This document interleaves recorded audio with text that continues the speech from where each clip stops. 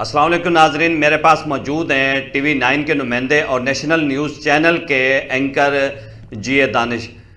इनके खिलाफ महकमा हेल्थ ने इनके खिलाफ FIR दी है। आइए जानते हैं कि इनके क्या मसले दरपेश हैं और क्यों FIR आई है। सर अस्सलाम वालेकुम। वालेकुम अस्सलाम। बहुत शुक्रिया इसमाइल साहब और बकर न्यूज़ टीम का, आपने वक्त निकाला मेरे पास है मेरा मौक़िफ़ लेने के लिए।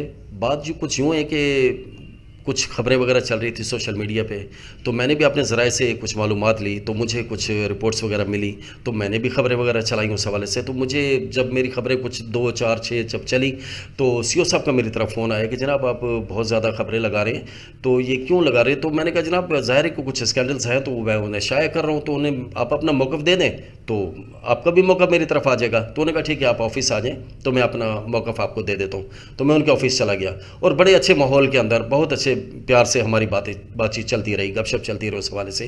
तो इन्होंने अपने अकाउंटेंट को बुलाया, बोला दानिश साहब को जो पेपर चाहिए आप इन्हें दे दें। तो मैंने अकाउंटेंट से बात की तो वो चला गया। मैंने अकाउंटेंट से कहा कि जनाब ऐसा है कि आप अपने पेपर निकाल के रखें, मेरे पास कुछ पेपर है, तो मैं उन्हें आपस में मिला लेंगे, टैली कर लेंगे, फिर जैसा होगा तो इंशाल्लाह आगे बात कर लेंगे। ठीक है जी। मैं इतनी बात होकर मैं वापस आ गया। 6 तारीख को CO साहब से मेरी टेलीफोनिकली बात हो रही है इसी वाले से कि जी उनसे मैंने मिलना था वो पेपर्स के लिए। तो उन्होंने कहा कि जनाब मैं इस वक्त मनकेरा टूर पे जा रहा हूँ, और बड़े सुकून से उन्होंने मेरे साथ 18 मिनट मेरे साथ बात की।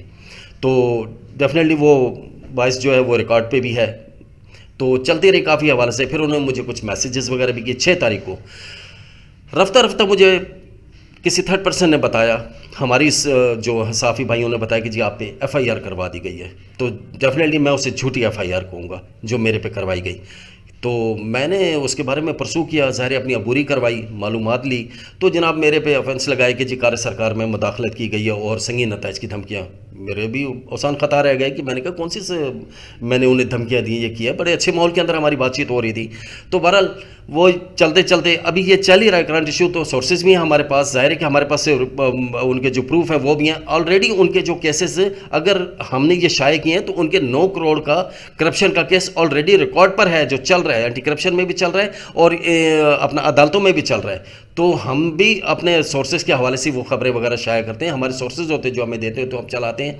तो वो झूठी FIR की बात यूँ हो रही है कि जब मैंने IO साहब से भी कहा कि जनाब आप ऐसा करें कि CCTV कैमरा उनका वो निकाल लें कि हम लोग उस रूम के अंदर किस हवाले से कैसे बैठे हैं, कितनी देर बैठे हैं, वो बात आपको CCTV कैमरा बता देगा। और जिस मुद्दई ने मुझ पर FIR करवाई है उसका मोबाइल डाटा निकलवा लें। मोबाइल डाटा से पता चल जाएगा कि क्या वो मुद्दई उस वक्त रूम के अंदर मौजूद है कि नहीं है। अगर वो मौजूद नहीं है, लफ्ज़ में अगर मैं कह रहा हूँ, अगर वो मौजूद नहीं है तो फिर यकीनन नहीं 100% वो FIR झूठी है। यानी कि आप ये कहना चाह रहे हैं कि जिसको मुद्दई बनाया गया है वो मुद्दई है नहीं, और वो रूम में ही नहीं है, तो वो मुद्दई जब रूम में ही नहीं है तो मैं उसे कैसे एक्सेप्ट कर लूँ कि वो FIR जो उसने करवाई है। मेरे अपने सोर्सेस जो हमारे ज़राए हैं, मैंने उनसे बात की कि जिस वक्त मेरी बात हुई उस शख्स से, तो मैं वो शख्स कहता है कि जी इस वक्त तो ये शख्स मेरे साथ कलूर कोर्ट में था। किसी हवाले से मैंने इससे टाइम पूछा तो इसने बताया यार 11 बज रहे हैं मेरे पास। आपकी बात हुई?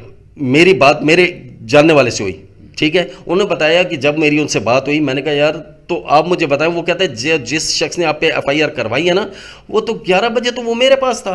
तो 11:10 का CO ऑफिस का जो FIR में वाकया लिखा हुआ है 11:10 पे ये हुआ है, और 11 बजे वो शख्स बकर सिटी में नहीं है, सिटी से बाहर है। अब वो कहाँ है वो इंक्वायरी में पता चल जाएगा वो कहाँ है, ठीक है। लेकिन वो बकर सिटी में नहीं है, ऑफिस में नहीं है उस टाइम। यानी कि आपको ज़राए से पता लगा था कि भाई यहाँ ये घपले हो रहे हैं, ये मसले चल रहे हैं। जी हाँ, वो ज़ाहिर वो अभी भी हैं, अभी भी बहुत से इश्यूज़ हैं जो कि अभी इंशाल्लाह मीडिया पे भी आएंगे, हमारे सोर्सेज बता भी रहे हैं और मज़ीद इंशाल्लाह इंकशाफ मैं करता भी रहूँगा इसके। आपका मौक़िफ़ ये है कि अब दौरान तफ्तीश उस मुद्दई की जो है ना रिकॉर्ड निकाला जाए, CCTV निकाले जाए ताकि उसका पता लग सके। जी मैं बिल्कुल यही है कि मेरी आला अदलिया से रिक्वेस्ट भी है और मुझे आला अदलिया पे पूरा यकीन है, अपने जजेस पे पूरा यकीन है कि आई होप कि वो इंशाल्लाह, मैं आई होप क्यों आई बिलीव इट कि वो बिल्कुल इस चीज़ पे मेरिट करेंगे। मुझे पूरा यकीन है वो मेरिट करेंगे कि दूध का दूध पानी का पानी हो जाएगा। CCTV कैमरा और साथ ही वो जो है उनका वो मोबाइल डाटा निकलवा लिया जाए, फिर आगे जो होगा वो अगर मैं गलत साबित हुआ तो मैं हर सज़ा के लिए तैयार हूँ।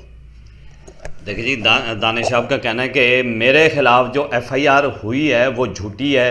अगर इन्होंने की भी है, जो मुद्दाई बना है उसका डेटा निकलवाया जाए और उसके साथ साथ ऑफिस जो है सीओ हेल्थ का जो ऑफिस है उसका जो है ना CCTV निकलवाया जाए तो उसका हर चीज़ सामने आ जाएगी।